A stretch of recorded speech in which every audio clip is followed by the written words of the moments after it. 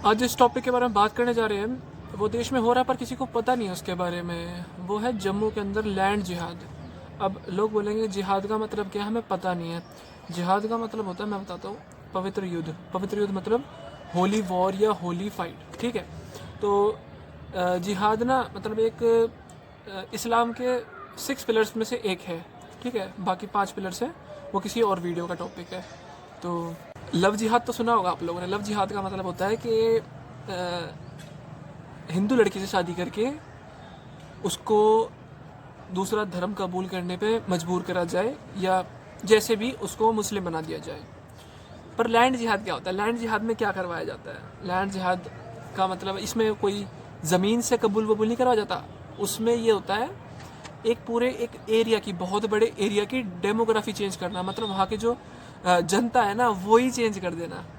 अब बताता हूँ ये शुरुआत कहाँ से हुई इसकी। इसकी शुरुआत हुई 2001 में। जम्मू कश्मीर सरकार ने उमर अब्दुल्ला के पापा जो है फारूक अब्दुल्ला, उनकी सरकार थी। नेशनल कॉन्फ्रेंस पार्टी है उनकी। तो वो पार्टी थी उमर अब्दुल्ला की और फारूक अब्दुल्ला की। ठीक है, तो इन्होंने ना एक लॉ पास करा, वो था रोशनी एक्ट।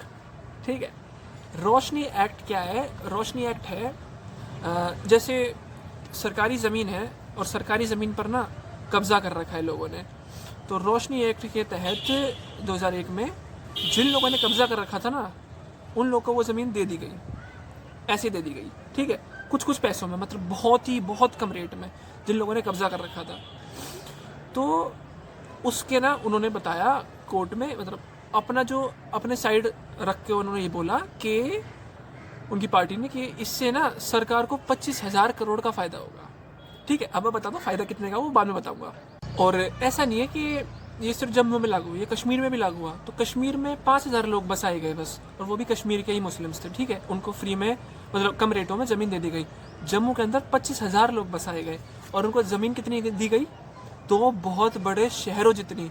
उसे अगर नापो ना तो ज़मीन का एक नाप होता है तो कैनाल्स में, तो उस 20,000 कैनाल ज़मीन दे दी। मतलब राजस्थान के 2 बहुत बड़े बड़े शहर, जयपुर और उदयपुर, इन दोनों की साइज़ की ज़मीन उन मुस्लिम्स को दे दी जो कि जम्मू के थे भी नहीं। तो इसे आप अगर धर्म के आधार पर पॉपुलेशन में बदलाव नहीं बोलोगे तो क्या बोलोगे, ये बताओ।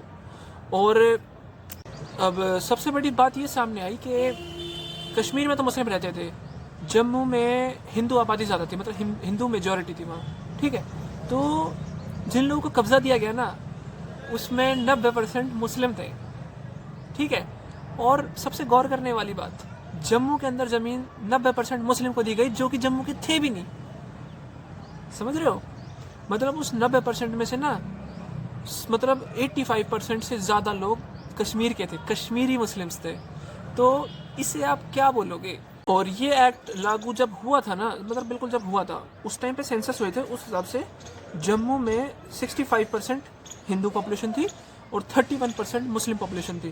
ध्यान से सुनना। और 10 साल बाद जब सेंसस दोबारा हुआ 2011 में, तो हिंदू पॉपुलेशन 62% होगी और मुस्लिम पॉपुलेशन 34% होगी।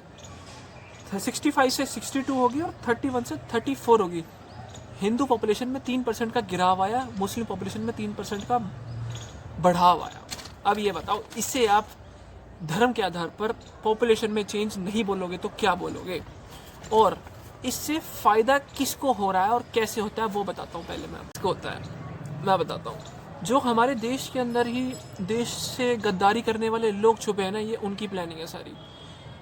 अगर आप कभी ना देखो ना, मैं आप समझाता हूँ। ये है तवी रिवर। तवी रिवर है जम्मू के अंदर। ठीक है, ये तवी रिवर बह रही है पाकिस्तान की तरफ। ठीक है, और तवी रिवर के ना इस साइड और इस साइड है वो सारी ज़मीन जो दी गई है, और वो ज़मीन है जंगल की ज़मीन। ठीक है, और वो जंगल की ज़मीन जब दी गई ना, तो वो जम्मू के मुस्लिम्स को, कश्मीर के मुस्लिम्स को दी गई। और कश्मीर के मुस्लिम्स, मैं नहीं कह रहा कि बेकार है या आतंकवादी है, जो भी लोग समझेंगे कि कैसे क्या बोलना चाहता है कश्मीरी मुस्लिम्स को। मैं कह रहा हूँ जो वो पार्टी से जुड़े हुए लोग हैं ना, जो कि पार्टी देशद्रोही पार्टी है या उसके काम ऐसे हैं, उनसे रिलेटेड लोगों को दी गई। अब उस ना तवी रिवर के आसपास जंगल की ज़मीन में ना फारूक अब्दुल्ला की भी कोठी है। अब बताओ इतने अमीर आदमी को क्या ज़रूरत पड़ेगी ज़मीन घेरने की, वहाँ कोठी बनाने की, और जब वो ज़मीन फ्री में बांटी गई उस टाइम पे अपनी वहाँ पर हिस्सा लेने की। ठीक है, तो वो तवी रिवर है ना, अब उससे क्या क्या एक अब समझ गए होगे कि पाकिस्तान जा रही है वो, तो उससे क्या होता है, लोग जो भी वहाँ से आतंकवादी आते हैं ना कभी तैर के, तो वो तैर के आते हैं और भाग के ना आबादी वाले क्षेत्रों में घुस जाते हैं। ठीक है, और आबादी वाले क्षेत्रों में तो जान पहचान वाले लोग हैं सारे, वो उनको रख लेंगे। ये अब आइडिया समझो कितना बड़ा खेल है ये, देश में घुसपैठी करवाने का ये खेल है पूरा। और यूं नहीं कि ज़मीन जिनको दी गई है वो गरीब है, झुग्गी में रहते, झोपड़ी में रहते, नहीं, वहाँ पर बड़ी बड़ी कोठी बनी हुई है, मतलब बड़े बड़े बंगले और पता नहीं क्या से क्या, पैसे वाले आदमी 4-4 फ्लोर की बिल्डिंग है, 4-4 फ्लोर के पता नहीं क्या से क्या, और ये सब बन रखा है वहाँ। इतने पैसे वाले आदमी को ज़मीन देने की ज़रूरत क्या है? तो उसके पीछे तो यही रीज़न होगा ना कि देश में उनको घुसपैठी करवानी है। और इसको ना इस चीज़ को एक नाम दिया गया है, उसे बोला गया है ज़मीन का इस्लामीकरण। मनुष्य का इस्लामीकरण तो आपने हमने सबने सुना है, ज़मीन का इस्लामीकरण इसे बोलते हैं, जिसे इंग्लिश में बोलते हैं लैंड जिहाद। ये इस चीज़ को ना एक रिलेट करा गया है, गज़वाए हिंद एक ग्रुप है उससे जोड़ा गया है इसको। गज़वाए हिंद ना एक चीज़ है, एक टर्म है जिससे एंटी नेशनल माना जाता है और जो देशद्रोह में काउंट होती है। ठीक है, और ये जो फैक्ट्स बता रहा हूँ ना मैं, ये तो मेरी रिसर्च की है।